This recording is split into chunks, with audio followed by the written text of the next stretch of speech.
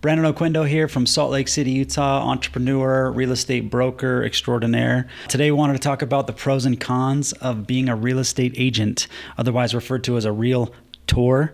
By the way, as a real estate agent, we hate when you put the hard O in there. It's not a realtor, it's just a realtor. I wanted to go over the pros and cons of that. So we put together a couple pros and cons. Pro number one, I think, is that you are an independent contractor. You are self-employed, you work for yourself, you don't have to answer to anybody else. That being said, you are representing clients, so you do have to work for them, and you sort of have to jump when they say how high. So keep that in mind. You are working for yourself, but in a lot of trades, you're still working for a client. And so when you're working for a client, even though you are self-employed, you're still kind of working for somebody else. But in this case, I think independent contractor is definitely a giant one. You get out, get your hustle every day. I wake up every day, say that I'm unemployed because I like to go out and just grind.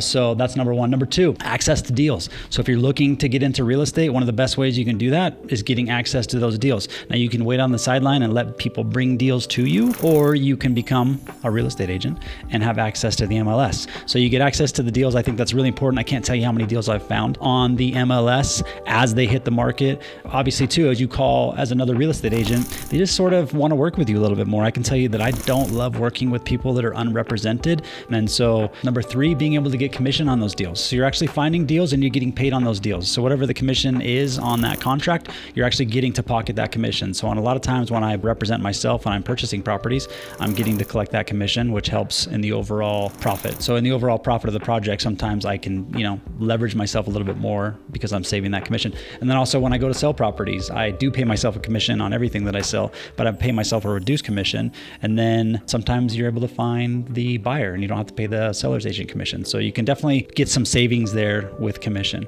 Let's go through some of the cons of being a real estate agent. So when you're a real estate agent, now keep in mind when I say cons, these are cons, but I also think these could be positives too. But let's look at them from a negative perspective. One of the cons of being a real estate agent is you're bound by a code of ethics. So as a real estate agent, you're bound to make sure that you're representing your client and not taking advantage of people. That's like the most basic way to explain it. You have a fiduciary duty to your client to make sure you're representing the best way possible.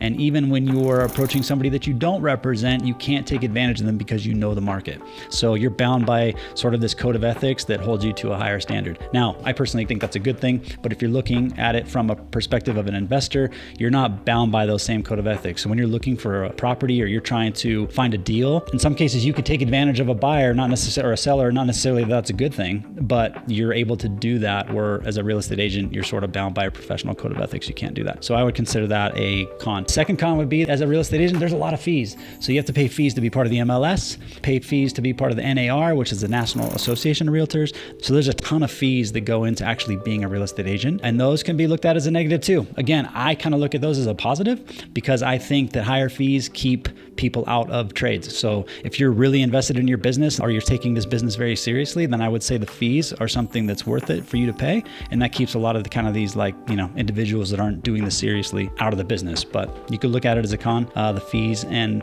whatnot that are associated with being a real estate agent. And then maybe one of the last ones is that you got to work with the general public. That can be challenging. There's some wild people out there. So you got to represent people. You have to work with them. You have to get their business. You have to represent them in really expensive transactions, sometimes their biggest investments. And so people can be a little bit challenging. Even some of the people that you thought were the most normal when it comes to large transactions like that can get a little nutty. And especially when it's an emotional transaction. Real estate can be very emotional. And so for me, truthfully, that's a lot of the reason why I like doing investment, working with investors, is because it's a much less emotional transaction for them. It's black and white. And for me included, it pencils or it doesn't. The property makes sense or it doesn't. It cash flows or it doesn't. There's not a lot of emotion built into it. Sometimes you get emotionally attached to a property, but when you're in real estate and you're representing buyers and sellers in the general market, there's a lot of emotion tied into properties. And there's a lot of weird things that happen in real estate. And so if you can't handle the highs and lows of people's emotions, it's probably not for you. Covering again the highlights that I talked about, the pros of being a real estate agent, independent contractor, you can find your own deals, you can make commissions on deals, and you have access to the MLS. All of those things are really high level pros, I think, when you're trying to find real estate investments. And let's talk about the cons again real quick. So as a real estate agent, you're bound by the code of ethics. You have to pay a bunch of fees, and then you have to work with the general public. So think about all those things when you're really looking at either getting a real estate license or trying to tackle real estate without a real estate license. I'm personally a proponent of getting a real estate license. I think everybody that's buying real estate should invest